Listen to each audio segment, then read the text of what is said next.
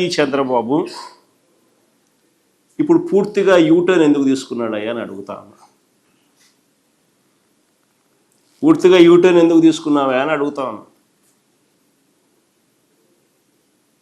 మా ప్రభుత్వ హయాంలో మేము చక్కగా సర్వే చేసినందుకు దేశంలో అన్ని రాష్ట్రాల కన్నా మెరుగ్గా మేము చేశాము అని కేంద్ర ప్రభుత్వం నుంచి 400 కోట్ల రూపాయలు మాకు రాయితీ వస్తే, మేం చేసిన పని వల్ల రాయితీ వస్తే ఆ క్రెడిట్ను తన ఖాతాలోకి వేసుకోవడానికి పడరాని పాటలు పడతా ఉన్నాడు. వాళ్ళు ఎవరు, వాళ్ళ ఎంపీ, వాళ్ళ మంత్రి, కేంద్ర మంత్రి, వాళ్ళ ఎంపీ పెమ్మసాని, ఆయన ట్వీటు మాట్లాడడం అసలు నాకు ఆశ్చర్యం అనిపిస్తుంది. ఆయన చంద్రబాబు నాయుడు నుంచి థ్యాంక్ యూ, అసలు వీళ్ళు మాట్లాడే మాటలు నాకు ఆశ్చర్యం అనిపించింది. అసలు పట్టాదారు ఇంకా మళ్ళీ అబద్ధాలు ఇంకా ఏ స్థాయి లేకపోయినాయంటే పట్టాదారు పుస్తకాలపై QR కోడ్ ఆయనే తెచ్చినాడంట. అది ఇంకొక అబద్ధాలు. అసలు నిజంగా ఈ స్థాయి లేక ఒక మనిషి ముఖ్యమంత్రి స్థానంలో ఉంటూ ఆయన కన్నా నేను కొడుకు వయసులో ఉన్నా. నేను మా నాయన ఆయన ఇద్దరు సమకాలికులు. నేను కొడుకు వయసులో కూడా నాతో కూడా కాంపిటీషన్ చేయలేకున్నాడు. మా నాయనకత దేవుడు ఎరుగు. నేను చేసిన దానికి కూడా క్రెడిట్ కూడా ఆయనే తీసుకోవాలని అనేది పాకులాడుతూ ఉంటే ఈ మనిషి ఏమనుకోవాలి? ఈ మనిషి అసలు రీసర్వేలో ఏపీ ప్లాటినం గ్రేడింగ్ను సాధించింది అని కేంద్ర ప్రభుత్వం డిసెంబర్ 20, 2023లో పార్లమెంట్లో అడిగిన ప్రశ్నకు సమాధానంగా వాళ్ళు పొందుపరిచిన reply.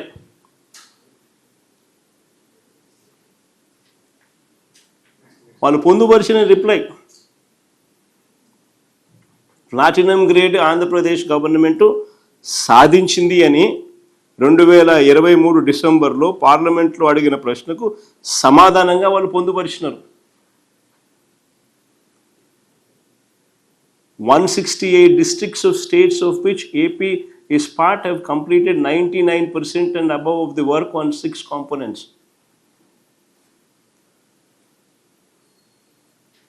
As per 23-24 annual report of Ministry of Rural Development Government of India, Andhra Pradesh is amongst the states that completed more than 90% of the work with respect to the following. అని platinum grade ఇచ్చినారు. ఆశ్చర్యం ఏందో తెలుసా? ఇది జరిగింది 2020 December 23. అప్పటికే అయిపోయినాయి అని చెప్పి వాళ్ళు ప్లాటినం గ్రేడ్ ఇచ్చినారు. ఈ 400 కోట్లు ఎప్పుడు వచ్చినాయి తెలుసా? ఫిబ్రవరి 19, 2025 అంటే చంద్రబాబు నాయుడు ముఖ్యమంత్రి అయిన 6-7 నెలలకు ఫిబ్రవరి 19, 2025కి 400 కోట్లు వస్తే ఆ 400 కోట్లు చంద్రబాబు నాయుడు చేసిన గొప్ప పనికి కేంద్రం ఇచ్చింది అని చెప్పి వీళ్ళు క్రెడిట్ చోరీకి పాటుపడుతూ దానికి ఆయన కేంద్ర మంత్రి ట్వీటు, ఈయన థ్యాంక్ యూ, ఈయన మళ్ళా మాటలు, QR కోడ్ ఈయన తెచ్చిన సొల్లు మాటలు, మళ్ళీ ఈయన మాట్లాడడం. 6 నెలల్లో మనకు 4 ఏళ్ళు పట్టింది. 2019 అక్టోబర్లో సచివాలయ సిబ్బందిని రిక్రూట్ చేసినాం. అక్కడ నుంచి 4 ఏళ్ళు పడితే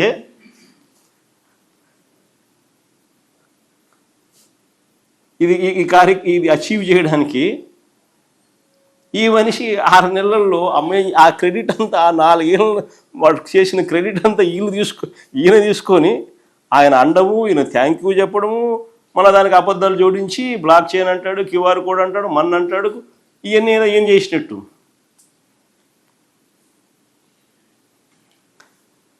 అసలు ఆశ్చర్యం ఏంటంటే అసలు అందాక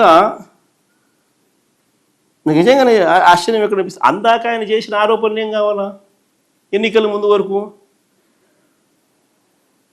ఈ 400 కోట్ల క్రెడిట్ తీసుకుంటున్నాడు అని అంటే ఎన్నికల ముందు వరకు వక్రీకరిస్తూ ఆయన చేసిన ఆరోపణలు, ఆయన చేసిన ప్రకటనలు ఏంటివి మరి? అంటే ఒక అబద్ధాన్ని ప్రజలకు నమ్మించడం కోసం ఈ స్థాయిలో గోబల్స్ ప్రచారం చేయడం ధర్మమేనా? ప్రజల జీవితాలతో చెలగాడలాడడం న్యాయమేనా?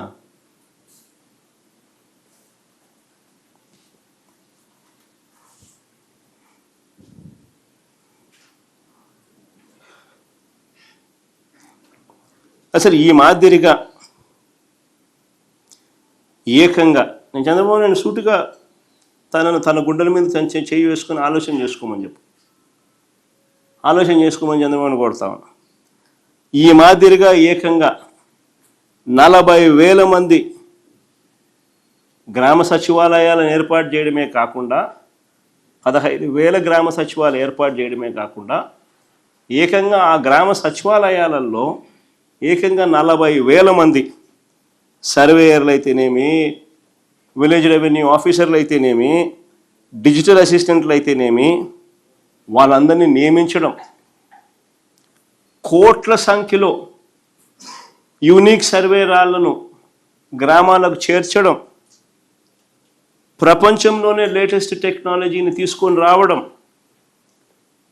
ఎవరు కూడా ట్యాంపర్ చేయలేని విధంగా పాస్బుక్లు ఇవ్వడం, సబ్ డివిజన్స్ చేసి, మ్యూటేషన్ చేసి, యూనిక్ ల్యాండ్ పార్సల్ ఐడి ఇచ్చి, పాస్బుక్లో జియో ట్యాగింగ్తో ల్యాండ్ మ్యాప్లు పెట్టి, అడ్వాన్స్డ్ సెక్యూరిటీ ఫీచర్స్తో క్యూఆర్ కోడ్ పొందుపరిచి పాస్బుక్ ఇచ్చి, ఆటోమేటిక్ మ్యూటేషను ప్రోటోకాల్లో భాగంగా ఆటోమేటిక్గా జరిగిపోయే సబ్ డివిజన్ జరిగేట్టుగా వ్యవస్థలోకి మార్పులు తీసుకొచ్చి, రియల్ టైం అలర్ట్స్తో మీ భూమి పోర్టల్ను, ఏపీ గవర్నమెంట్ పోర్టల్ను అప్గ్రేడ్ చేసి, అప్డేట్ చేసిన ఈ భూ రికార్డులు ఆటోమేటిక్గా మీకు అలర్ట్స్ వచ్చే విధంగా మార్పులు తీసుకొచ్చి దాదాపుగా 6,000 కోట్లకు పైగా ఖర్చు చేసి 6,000 కోట్లకు పైగా ఖర్చు చేస్తూ ఉన్న పథకం ఇది. This programme is 6,000 crores. 6,000 కోట్లకు పైగా ఖర్చు చేస్తూ ఉన్న పథకం, 40,000 మంది ఉద్యోగస్తులు.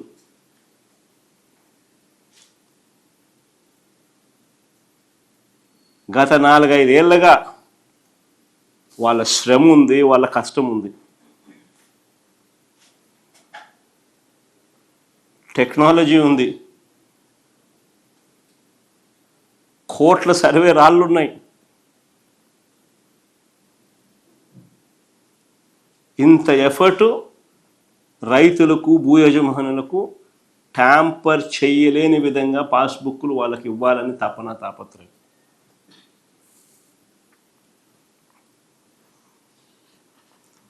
అందుకనే పథకం పేరు కూడా భూ హక్కు భూరక్ష స్కీమ్, జగనన్న భూ హక్కు భూరక్ష స్కీమ్.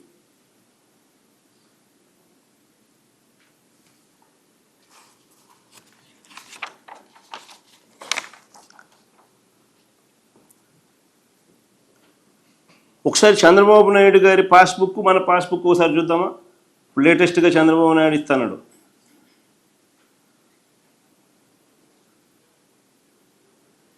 చంద్రబాబు నాయుడు గారు అది మన హయాంలో పాస్బుక్, ఇది చంద్రబాబు నాయుడు గారు ఇచ్చిన చంద్రబాబు నాయుడు గారి హయాంలో.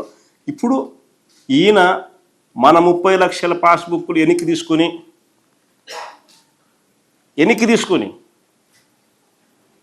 ఆ పాస్బుక్లను ఈయన కలరింగ్ మార్చి మళ్ళీ ఎన్నికి రైతులకు ఇస్తా ఉన్న పాస్బుక్లు ఒకసారి చూద్దాం తేడా అయ్యిందని. సేమ్ అయ్యే QR code, same format. Chandrababu Naidu హయాది మనది, మన హయాంలో మనం ఇచ్చింది, చంద్రబాబు నాయుడు ఇప్పుడు ఇస్తా ఉంది. జియో కోఆర్డినేట్స్తో ల్యాండ్ పార్సెల్ నెంబరు, జియో కోఆర్డినేట్స్తో ల్యాండ్ మ్యాప్ విస్తీర్ణం కూడా తెలుపుతా ఉన్న వివరాలు with geo coordinates with QR code.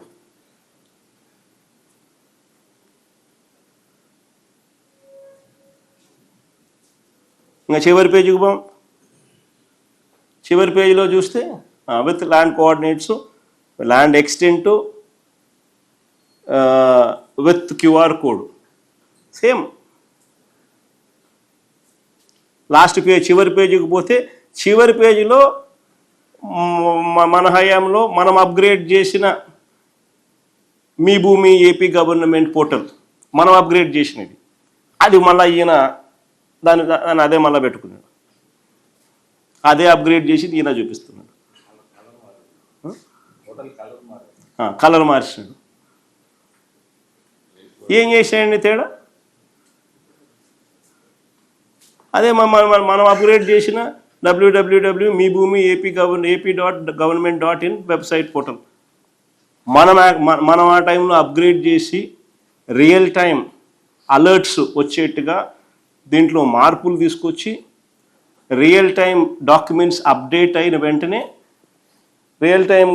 Real time డేటాతో అలర్ట్స్ వచ్చే విధంగా మార్పు మనం తీసుకొచ్చింది. ఏం చేస్తున్నాడు? అయ్యే పాస్బుక్లు తీసుకోవడము, అయ్యే పాస్బుక్ను కలర్ మార్చడం, ఇవ్వడము.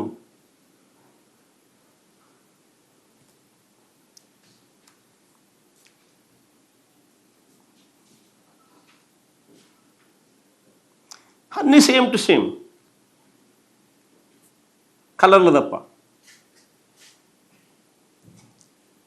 నేను అడుగుతాను, ఇందులో చంద్రబాబు నాయుడు చేసింది ఏముంది అంటున్నా? రంగులు మార్చడం తప్ప. ఈ 19 నెలల చంద్రబాబు నాయుడు గారి పాలనలో ఆయన చేసింది ఏమిటి అని అంటే, మేమిచ్చిన పుస్తకాలు తిరిగి వెనక్కి తీసుకొని కొత్తగా వాటికి రంగులు మార్చి ప్రింటింగ్ చేసి ఇవ్వడం. పోనీ అదన్నా కరెక్ట్గా చేస్తున్నాడంటే అది కరెక్ట్ కాదు. దాంట్లో విపరీతమైన తప్పులు దొరుకుతూ ఉన్నాయి, విపరీతమైన తప్పులు దొరుకుతూ ఉన్నాయి. పేర్లు తప్పులు వస్తూ ఉన్నాయి, ఫోటోలు తప్పులు వస్తూ ఉన్నాయి, ఐడి నెంబర్లు తప్పులు వస్తూ ఉన్నాయి, విస్తీర్ణాలు తప్పులు వస్తూ ఉన్నాయి, అన్ని తప్పులే కనిపిస్తూ ఉన్నాయి. మళ్ళీ వాటిని సరిదిద్దుకోవడానికి కోసం మళ్ళీ రైతులు ప్రజలు పోయి లంచాలు ఇచ్చుకోవాలి, మళ్ళీ వాటిని సరిదిద్దుకోవడానికి కోసం. ఇప్పుడు జరుగుతుంది అది. రెవెన్యూ క్లినిక్ డబ్బులు ఎత్తాలంటే రెవెన్యూ క్లినిక్ పెట్టాల్సిందే.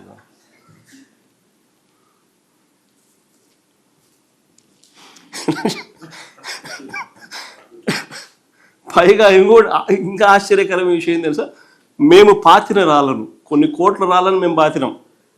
ఆ రాళ్ళను ఈ ప్రభుత్వము, చంద్రబాబు ప్రభుత్వము, ఆ రాళ్ళ మీద ఉన్న వైఎస్ఆర్ జగనన్న భూసురక్ష అనేది ఏదైతే ఉందో, భూరక్ష పేరును, జగనన్న భూ హక్కు మరియు భూరక్ష పేరును అదే పనిగా 15 కోట్ల రూపాయలు డబ్బిచ్చి దాన్ని తుడిపించే కార్యక్రమం చేస్తూ ఉన్నాడు. దాన్ని మిషన్లు పెట్టి దాన్ని పేర్లను తీపిచ్చే కార్యక్రమం చేస్తూ ఉన్నాడు. అంటే ఎంత పనికిమాలిన పని చేస్తూ ఉన్నాడు. దానికి 15 కోట్ల డబ్బు రాష్ట్ర ప్రభుత్వం డబ్బులు ఖర్చు పెడతా ఉన్నాడు. ఈయన రాళ్ళు ఇవ్వాల్సింది పోయి ఇవ్వకపోగా ఆల్రెడీ చేసిన యూనిక్ రాళ్లను దాని మీద భూరక్ష భూ హక్కు అని చెప్పి రైతులకు సర్వే రాయి కింద దాన్ని పెట్టి దాన్ని చెక్కి దాన్ని కూడా పెట్టిన రాళ్లను తుడిపేస్తున్నాడు. అంటే ఇంకా భూరక్ష రాళ్ళు కాదు, భూ హక్కు రాళ్ళు కాదు అని చెప్పి చూపడానికి. సో దాంట్లో ఉన్న యూనిక్నెస్ను దగ్గరుండి ఈయన తుడిచేస్తున్నాడు, తీసేసే కార్యక్రమం చేస్తూ ఉన్నాడు. ఎంత పనికిమాలిన పని కాకపోతే ఇదేందండి? ఎవడన్నా బుద్ధునోడు చేస్తాడు. అది ఆ అంబేద్కర్ విగ్రహం దగ్గర కూడా అంతే. దాని మీద అంబేద్కర్ విగ్రహం నేనే స్టార్ట్ చేసిన, ఫౌండేషన్స్ వేసిన, నేనే దాన్ని కమిషన్ చేసిన, కంప్లీట్ చేసిన. దాని మీద నా పేరు ఉందని చెప్పి అదే పనిగా అధికారులను పంపించి దాన్ని చిజిల్ చేసి ఆ పేరుని తీసిస్తాడు. ఎంత పనికి మాలినోడు ప్రపంచ చరిత్రలో ఎవడు ఉండడు. ఇప్పుడు నా పేరు ఆ నుంచి తీసేస్తే మాత్రం ఆ అంబేద్కర్ విగ్రహం ఎవడు కట్టాడని తెలీదా? ఈ రైతులకు సర్వేలు ఎవడు చేయించినాడు? ఇంత వ్యవస్థలు ఎప్పుడు వచ్చినాయి? ఈ ట్యాంపర్ ప్రూఫ్ పాస్బుక్లు ఎప్పుడు వచ్చినాయని తెలియవు రైతులకు. ఎంత పనికిమాలినోడు అంటే అంత పనికిమాలినోడు.